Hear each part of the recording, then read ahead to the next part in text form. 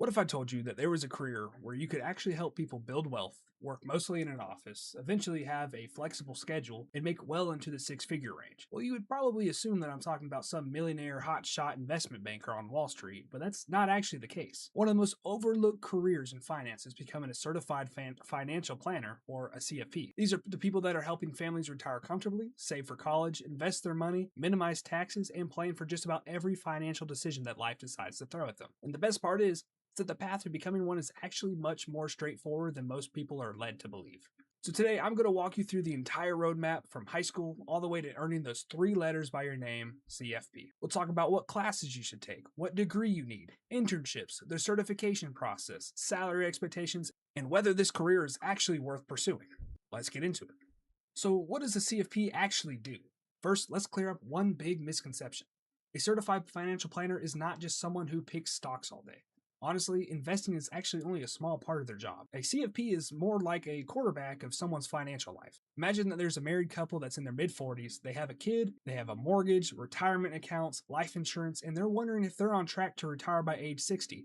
Well, a CFP is going to help them a lot with answering those questions. They'll create a retirement strategy, recommend investment allocations, make sure that the family has enough insurance, discuss tax efficient investing, help save for their children's college, and even coordinate with accountants and estate attorneys when it's necessary. So instead of solving one financial problem, they're helping clients put together an entire financial game plan for themselves. That's why communication skills are almost just as important as having financial knowledge. At the end of the day, people aren't just trusting you with numbers, they're trusting you with their future. Now, let's start where many of you are probably watching from. High school. No, you don't need to know how to read stock charts before graduation, but there are definitely some things that you can do now that's going to make your life easier later. First, take every math class that you reasonably can. Right now, I'm in college doing this exact thing. My major is corporate finances and investments, and I honestly haven't even taken a single business course yet. It's been entirely math degrees. So think about things like algebra, statistics, business math, and accounting. That's all incredibly useful for you. You don't need to be a calculus genius, but you should be pretty comfortable working with numbers and understanding percentages, interest rates, and a lot of basic financial calculations. But also, you don't want to ignore English and communication classes because this is going to surprise a lot of people. Financial planning isn't just about crunching the numbers, it's about explaining complex ideas in a way that your clients can actually understand. If you're awkward talking to people or can't clearly explain something to them, you're probably going to struggle, even if you're brilliant with investments, because you have to have people skills. If your school happens to offer speech, debate, or business classes, please take them. This I urge you. Learning how to communicate confidently might end up being one of the most valuable skills that you can develop. And finally, if you can get a part-time job, choose one that helps you work with people. Something like customer service, banking, retail, reception work, even waiting tables can all teach you how to communicate, solve problems, and build relationships. Those skills translate directly into financial planning. The one mistake that I do see people make is waiting until college to learn about personal finance. Please don't do that. You don't need thousands of dollars to start learning, but you need to read books, watch videos, learn how a credit card works, understand budgeting, figure out what an index fund is, learn the difference between a Roth IRA and a traditional IRA. And if you're working and earning income, you may even be able to start investing now through a Roth IRA while you're still in high school. The earlier that you start learning these concepts, the more confident you're going to be once you hit college. Now, let's talk about the college step. Now, here's some good news. You do not need to attend Harvard. You don't need to go to some Ivy League, high-level college education. And you definitely don't need to spend over $300,000 on a degree. For most people, a good public university is just fine. As for your major, finance is usually going to be your best option. But accounting, economics, business administration, and even financial planning programs are all solid choices. The biggest thing isn't going to be your name on your diploma, it's what you do while you're earning it. Internships are key. Seriously. An internship at a bank, investment firm, registered investment advisor, or wealth management company can teach you more in one summer than some college classes teach you in an entire semester. Employers are going to care about experience. So you have to choose between some random elective or an internship. Take the internship. So the CFP certification process. Well, you've graduated college. Now what? This is where becoming a CFP gets a lot more structured.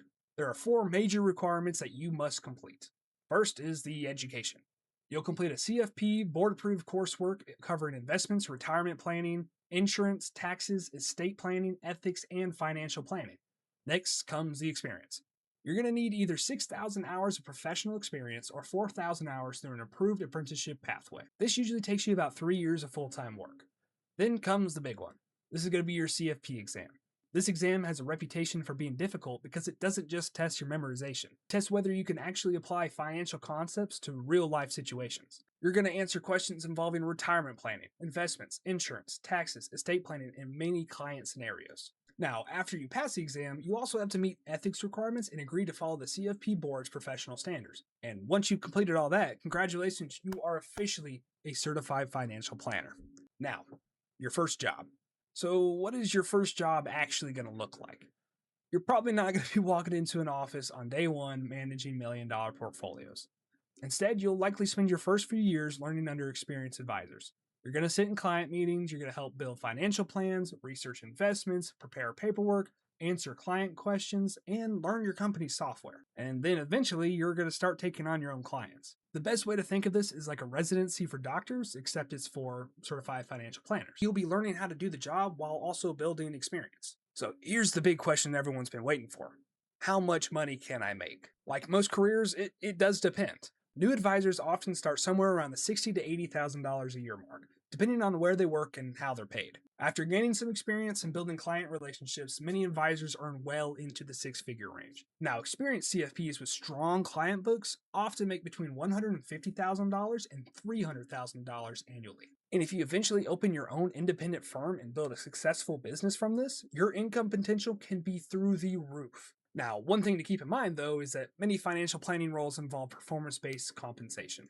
Building trust with clients and growing your client base can have a major impact on how much you earn. Is becoming a certified financial planner actually worth it? Personally, I think it's one of the most underrated career pathways in finance. You get to genuinely improve people's lives, you can earn an excellent income. The demand for financial advice continues to grow as more people prepare for retirement and navigate increasingly complex financial decisions in their life. And if entrepreneurship interests you, financial planning also gives you the opportunity to eventually build your own practice. But of course, it's not going to be perfect. The certification process takes time, the exam is challenging, and building your first client base isn't going to be easy.